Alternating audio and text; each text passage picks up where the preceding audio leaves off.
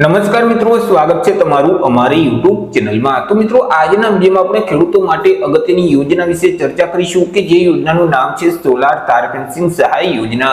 ખેડૂતોએ ખેતરની ફરતે સોલાર ઝાટકા મશીન લગાવવું હોય તો ₹15,000 સુધીની સહાય આપવામાં આવી છે। યોજના વિશે આપણે તમામ પ્રકારની માહિતી એક જ વિડીયોમાં મેળવી જ લેશું, પરંતુ તે પહેલા વિડીયો ગમે તો લાઈક અને શેર કરી દેજો। ચેનલમાં નવા હોય તો ચેનલને સબસ્ક્રાઇબ કરી દેજો। તો ચાલો મિત્રો, વિડીયોની શરૂઆત કરીએ।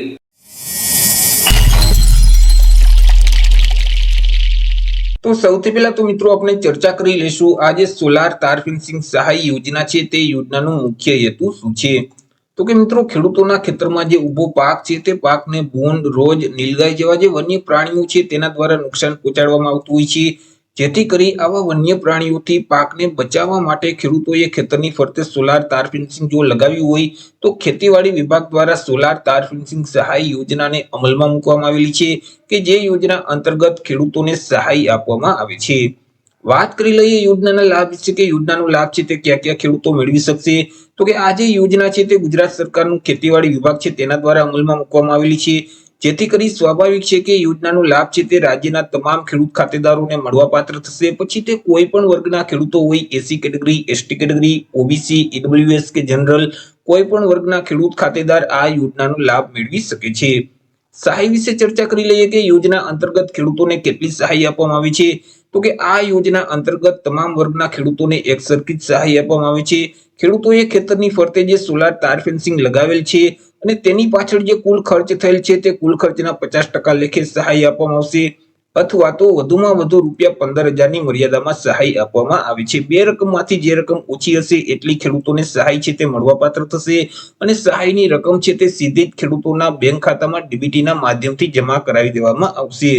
મિત્રો, અહીં ખેડૂતોએ જે સોલાર તાર ફેન્સિંગ છે એટલે કે ઝાટકા મશીન છે તેની ખરીદી ક્યાંથી કરવાની રહેશે। તો કે અહીં મિત્રો જે ધારાધોરણ છે યોજનાના તે ધારાધોરણો મુજબ અહીં પાવર યુનિટ કીટ એટલે કે સોલાર ઝાટકા મશીનની જે ખરીદી છે તે ખેડૂતોએ ખુલ્લા બજારમાંથી કરવાની રહેશે। ખેડૂતોએ સૌથી પહેલા ખુલ્લા બજારમાંથી સોલાર પાવર યુનિટ કીટની ખરીદી કરવાની રહેશે અને ત્યાર પછી આ યોજનામાં ઓનલાઈન અરજી કરવાની રહેશે।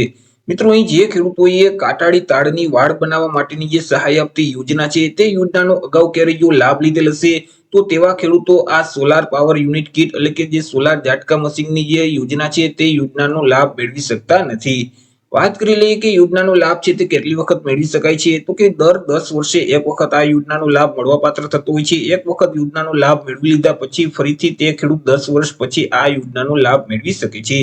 યોજનાનો લાભ મેળવવા માટે અરજી કઈ જગ્યાએ કરવાની રહેશે તેના વિશે ચર્ચા કરી લઈએ। તો આ યોજનાનો લાભ મેળવવા માટે ખેડૂતોએ ઓનલાઈન અરજી ફોર્મ ભરવાનું રહેશે। ઓનલાઈન અરજી ફોર્મ જે આઈ ખેડૂતનું પોર્ટલ છે એટલે કે iKhedoot.gujarat.gov.in નામની જે વેબસાઇટ છે તે વેબસાઇટ ઉપર જઈ ખેડૂતોએ ઓનલાઈન અરજી કરવાની રહેશે। વર્ષ 2024-25 માટે ઓનલાઈન અરજી ફોર્મ શરૂ કરી દેવામાં આવેલા છે। ખેડૂતો 5 ડિસેમ્બર 2024 થી લઈને 11 ડિસેમ્બર 2024 સુધી ઓનલાઈન અરજી કરી શકશે।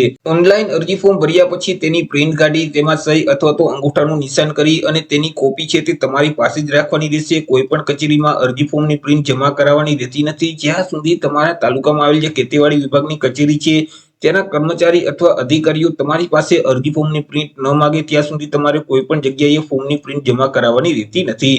જ્યારે મિત્રો અરજી ફોર્મની પ્રિન્ટ જમા કરાવવાની થશે ત્યારે તમારે અરજી ફોર્મની સાથે કયા કયા ડોક્યુમેન્ટ જોડવાના રહેશે તેના વિશે માહિતી મેળવીએ।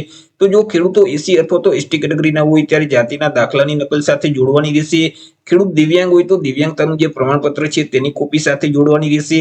રેશન કાર્ડની નકલ છે, આધાર કાર્ડની નકલ છે, ગામ નંબર 7, 12, 8 ના ઉતારાની નકલ છે, તે સિવાય બેંક પાસબુકના પ્રથમ પાનાની નકલ અથવા તો રદ કરેલ ચેક છે। જો સંયુક્ત ખાતેદાર હોય તો તેવા કિસ્સામાં અન્ય ખેડૂતનું જે સંમતિ પત્રક છે તેની કોપી સાથે જોડવાની રહેશે। અને તમે સોલાર ઝાટકા મશીનની જે ખરીદી કરેલ છે તેનું જે પાકું જીએસટી નંબર વાળું બિલ છે તે સાથે જોડવાનું રહેશે। તો અરજી ફોર્મની સાથે આટલા ડોક્યુમેન્ટ એટેચ કરી અને જ્યારે તમારી પાસે અરજી ફોર્મની પ્રિન્ટ માંગવામાં આવે ત્યારે મિત્રો તમારા તાલુકામાં આવેલી ખેતીવાડી વિભાગની કચેરી છે તે કચેરી ખાતે અરજી ફોર્મ જમા કરાવવાનું રહેશે। તો એ રીતે મિત્રો ખેતીવાડી વિભાગની ખેડૂતો માટે અગત્યની યોજના કહી શકાય સોલાર તાર ફેન્સિંગ સહાય યોજના કે જે યોજના અંતર્ગત ખેડૂતોને ₹15,000 ની મર્યાદામાં સહાય આપવામાં આવે છે। આશા રાખું છું વિડીયો પસંદ પડ્યો હશે। વિડીયો પસંદ પડ્યો હોય તો લાઈક અને શેર કરી દેજો। ચેનલમાં નવા હોય તો ચેનલને સબસ્ક્રાઇબ કરી દેજો।